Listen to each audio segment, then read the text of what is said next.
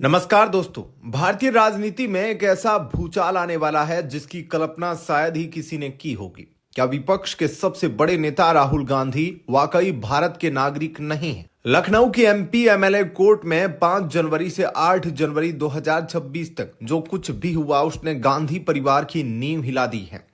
30 महीनों की लंबी जांच, ब्रिटेन से जुटाए गए गोपनीय दस्तावेज और 310 पन्नों की एक ऐसी फाइल जो दावा करती है कि राहुल गांधी ने देश से बहुत कुछ छुपाया है। आज हम उस 8 घंटे की सुनवाई की एक एक परत खोलेंगे जो आपको किसी भी मुख्यधारा की मीडिया चैनल पर नहीं मिलेगी। इस पूरे मामले के केंद्र में है कर्नाटक भाजपा के नेता विघ्नेश शिशिर। यह कोई रातों रात किया गया केस नहीं है। विघ्नेश पिछले 30 महीनों से राहुल गांधी की नागरिकता के पीछे लगे हैं।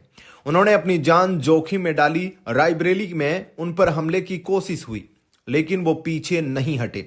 विघ्नेश ने यूके की Cambridge university, British immigration department और भारत के गृह मंत्रालय से आरटीआई और मेल के जरिए ऐसे सबूत निकाले हैं जो अब अदालत की मेज पर है। सुनवाई के दौरान सबसे चौंकाने वाला खुलासा हुआ राहुल विंची नाम को लेकर। अदालत में दावा किया गया कि राहुल गांधी विदेशी जमीन पर अपनी पहचान बदलकर राहुल विंची के नाम का इस्तेमाल करते हैं। विघ्नेश ने राहुल की बैकऑप्स नाम की कंपनी के दस्तावेज पेश किए जहां वो बतौर ब्रिटिश नागरिक डायरेक्टर के रूप में दर्ज थे।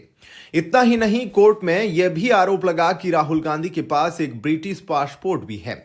भारतीय संविधान के अनुच्छेद 9 के तहत यदि कोई व्यक्ति स्वेच्छा से किसी विदेशी देश की नागरिकता लेता है तो उसकी भारतीय नागरिकता तुरंत समाप्त हो जाती है। क्या राहुल गांधी ने यह बात देश से छुपाई? बात सिर्फ नागरिकता तक सीमित नहीं है, मामला अब राष्ट्रीय सुरक्षा से जुड़ गया है। विघ्नेश ने अदालत में आरोप लगाया कि राहुल गांधी जो संसद की रक्षा समिति के सदस्य रह चुके हैं, उन्होंने भारत के कुछ सीक्रेट्स दूसरे देशों को साझा किए हैं। इसमें मनी लॉन्ड्रिंग के लिंक भी होने का दावा किया गया है। अगर ये आरोप अदालत में टिक जाते हैं तो यह सीधे तौर पर देशद्रोह और पासपोर्ट एक्ट के उल्लंघन का मामला बनता है। अब सबकी निगाहें 12 जनवरी पर टिकी है। विघ्नेश ने अदालत से मांग की है कि राहुल गांधी के खिलाफ तुरंत एफआईआर दर्ज की जाए। अब बड़ा सवाल है कि अगर फैसला खिलाफ आया तो क्या होगा। पहला, राहुल गांधी की रायबरेली की सदस्यता रद्द करने के लिए लोकसभा स्पीकर ओम बिरला को पत्र भेजा जाएगा। दूसरा, उनकी गिरफ्तारी की संभावना भी बन सकती है क्योंकि यह मामला धोखाधड़ी और देश की सुरक्षा से जुड़ा है।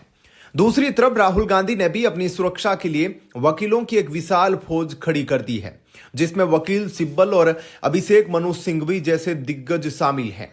दोस्तों, क्या वाकई गांधी परिवार का सबसे बड़ा उत्तराधिकारी एक विदेशी नागरिक है या यह सिर्फ राजनीतिक बदले की भावना है? लखनऊ कोर्ट का आदेश 12 या 13 जनवरी को आने की उम्मीद है और यह आदेश भारत के इतिहास को बदल सकता है। आपको क्या लगता है, विघ्नेश शिशिर के दावों में कितनी सच्चाई है? क्या राहुल गांधी विदेश चले जाएंगे जैसा कि कुछ रिपोर्टों में दावा किया जा रहा है? अपनी राय नीचे कमेंट बॉक्स में जरूर लिखें और इस वीडियो को शेयर करें ताकि सच हर किसी तक पहुंचे। धन्यवाद।